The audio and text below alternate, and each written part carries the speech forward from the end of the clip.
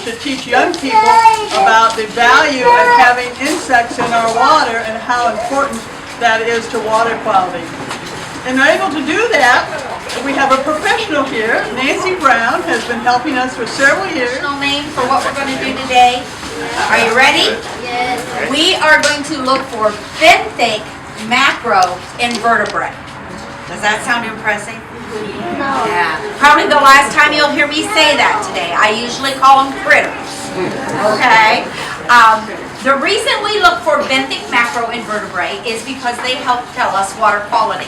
Just like you can tell the quality of water by the kind of fish that you catch, you can tell the kind of water quality you have by the insects that live in the water. But it's a lot bigger picture than that. It's a lot more than that. Why do you think these little tiny things that live in the water are important for the habitat in the lake? What do you think they're good for, Jane? Food chain.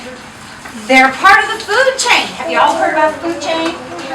Yeah. The littlest things eat grass, and some of the big things too.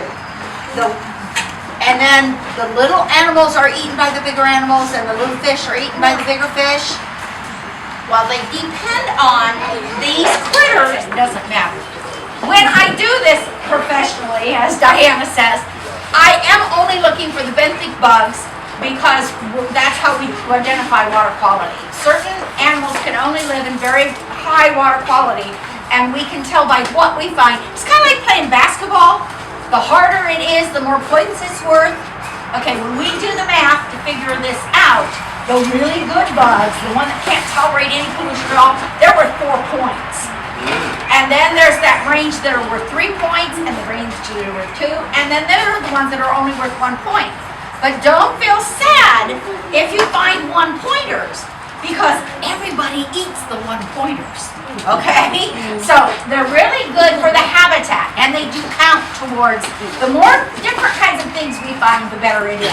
Okay? So invertebrate means what? On the bottom. Benthic means on the bottom. Everybody feel right here. Oh, that's your invertebrate. That's your vertebrae. That's your backbone. Can you feel your backbone? You know you have one, right?